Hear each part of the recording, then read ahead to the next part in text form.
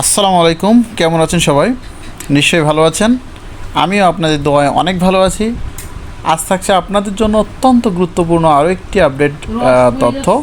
সমস্ত শিক্ষক কর্মচারীদের বেতন বর্ধিত হচ্ছে। সেই বর্ধিত বেতনের যে পরিপত্র সেটি নিয়ে আজকে কথা বলবো। পরিপত্র হয়ে গিয়েছে, তো কার কত % বৃদ্ধি পাচ্ছে সে বিষয়টি নিয়ে বিস্তারিত আলোচনা করব। তো চলুন শুরু করা যাক। আজকের যে মূল ভিডিও টপিকস সেটাতে যাওয়া যাক। আপনারা এই মুহূর্তে দেখছেন NTRC and education update channel.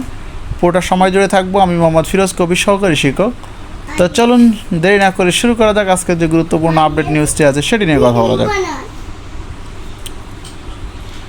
সরকারি কর্মচারীদের মতো বিশেষ সুবিধা বাড়ছে বেসরকারি এমপিওভুক্ত শিক্ষক কর্মচারীদেরও। এই সুবিধার আওতায় এমপিওভুক্ত শিক্ষক কর্মচারীদের বেতন বাড়বে কমপক্ষে ১,৫০০ টাকা। সোমবার অর্থ মন্ত্রণালয়ের অর্থ বিভাগের উপসচিব মুসাম্মাদ শরীফুন্নেছা স্বাক্ষরিত এক অফিস আদেশ থেকে এ তথ্য জানা যায়। এতে বলা হয়, এমপিওভুক্ত বেসরকারি শিক্ষা প্রতিষ্ঠান, বেসরকারি মাদ্রাসা ও বেসরকারি কারিগরি শিক্ষা প্রতিষ্ঠানে কর্মরত জাতীয় বেতন স্কেলের তুলনীয় গ্রেড ৯ হতে চতুর্থ গ্রেডে অন্তর্ভুক্ত শিক্ষক কর্মচারীগণ আগামী ১ জুলাই থেকে প্রতি বছর ১ জুলাই তারিখে প্রাপ্য মূল বেতনের 10% হারে সুবিধা পাবেন।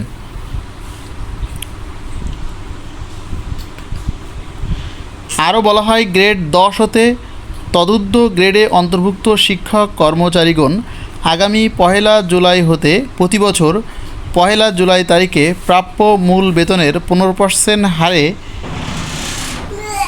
১৫০০ টাকার কম নয় বিশেষ সুবিধা প্রাপ্য হবেন। এর আগে পৃথক এক অফিস আদেশে বিশেষ সুবিধায় বৃদ্ধির কথা জানায় অর্থ মন্ত্রণালয়। এতে স্বাক্ষর করেন অর্থ মন্ত্রণালয়ের অতিরিক্ত সচিব দিলরুবা শাহানা। এতে বলা হয়, সরকারি চাকরিজীবীদের বিশেষ সুবিধা বৃদ্ধি করে কমপক্ষে ১,৫০০ টাকা, অবসরভোগীদের ৭৫০ টাকা করা হবে।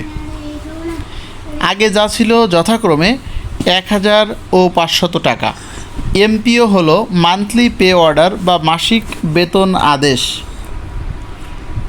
এমপিওভুক্ত হওয়া শিক্ষা প্রতিষ্ঠানের শিক্ষক কর্মচারীরা প্রতি মাসে বেতনের মূল অংশ ও কিছু ভাতা সরকার থেকে পেয়ে থাকেন।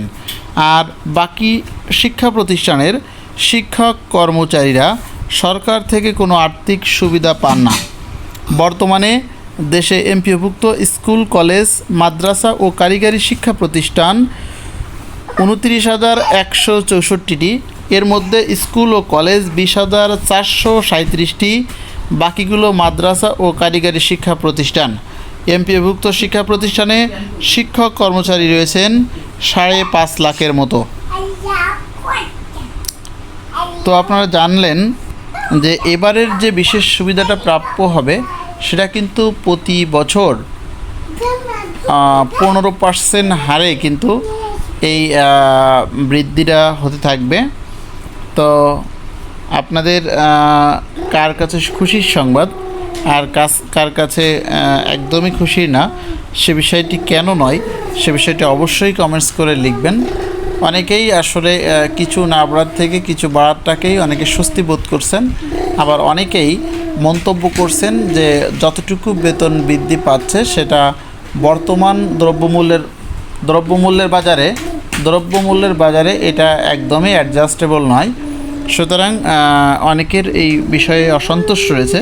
তো আপনাদের কার কী মতামত সেটিকে অবশ্যই কমেন্টস করে জানাবেন, তো লিখবেন। এবং ধন্যবাদ সকলকে এতক্ষণ ধরে এনটিআরসি অ্যান্ড এডুকেশন আপডেট চ্যানেলটির সঙ্গে থাকার জন্য। দেখা হবে নতুন আরেকটি কোনো গুরুত্বপূর্ণ ভিডিওতে।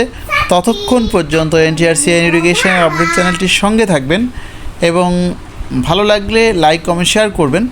ধন্যবাদ সকলকে। আসসালামু আলাইকুম।